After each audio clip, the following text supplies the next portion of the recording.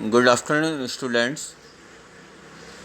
हमारा जो चैप्टर चल रहा है वो है फाइनल अकाउंट, अंतिम खाते, जिसके अंदर हमने पहले ट्रेडिंग अकाउंट मतलब व्यापारिक खाता बनाना सीखा था, जिसके अंदर हम ग्रॉस प्रॉफिट और ग्रॉस लॉस की कैलकुलेशन करते हैं। आज हम बात करेंगे प्रॉफिट एंड लॉस अकाउंट के बारे में।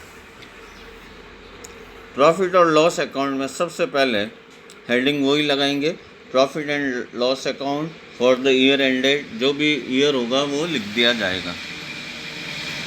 उसके बाद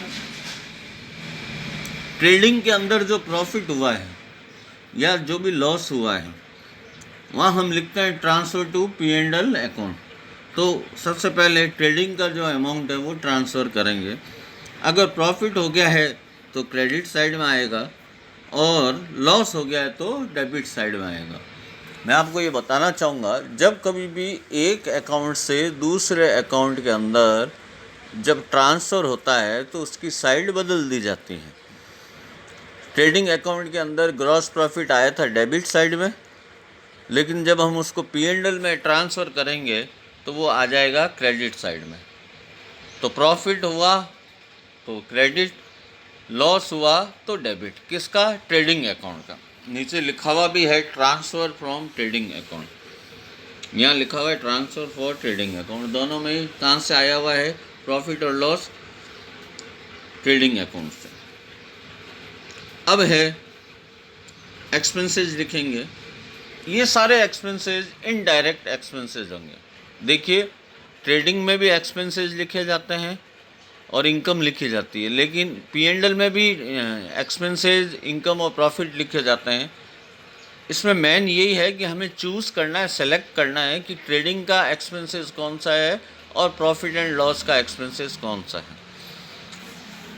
तो इनडायरेक्ट जो एक्सपेंसेस हैं वो सारे के सारे P&L अकाउंट के अंदर आएंगे। इसमें हेडिंग दे रखी है ऑफिस एंड एडमिनिस्ट्रेशन एक्सपेंसेस, जैसे salary and wages, rent, rate and taxes, printing, stationery, postage, telegram, lighting, insurance premium, telephone charge, legal charge, audit fees, establishment expenses, trade expenses, general expenses, carried outward on sales, advertisement, commission, बहुत सारी चीज़ें इसमें दे रखी है। Bad debts है जो एक तरह से लॉस है, इसलिए यहाँ डेबिट हुआ है।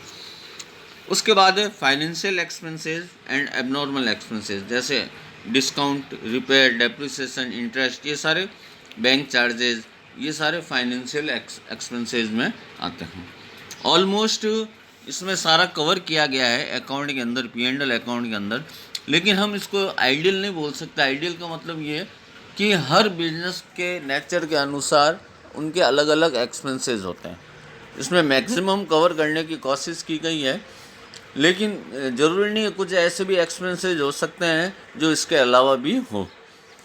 अब क्रेडिट साइड में हम इनडायरेक्ट इनकम या प्रॉफिट हम लिखते हैं।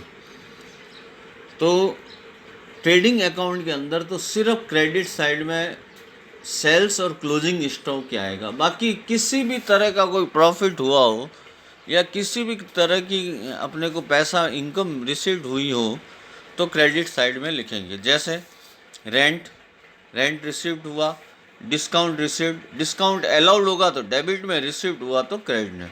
कमीशन दिया है तो डेबिट में और प्राप्त किया है तो क्रेडिट में। इंटरेस्ट आया इन्वेस्टमेंट पे, इंटरेस्ट दिया है तो डेबिट में, इंटरेस्ट आया तो क्रेडिट में। डिविडेंड का मतलब होता है लाभांश।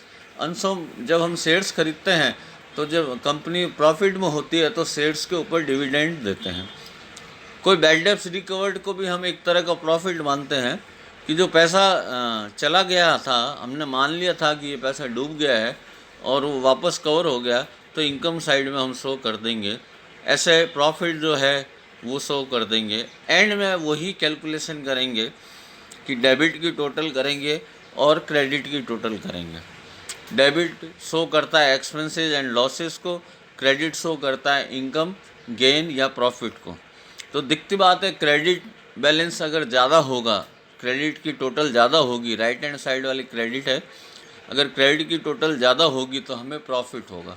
और अगर डेबिट की टोटल ज़्यादा होगी तो हमें लॉस होगा। तो वो प्रॉफिट और लॉस जो है वो ट्रांसफ़र कर देंगे कैपिटल अकाउंट में।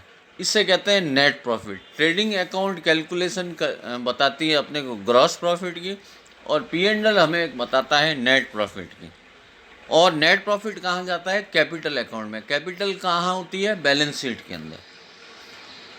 अब अगर लॉस हुआ है तो क्रेडिट साइड में लिख देंगे by net loss transfer to capital account. मतलब बैलेंसिंग फिगर लिखना है और अपने को अकाउंट बराबर करना है। Thank you.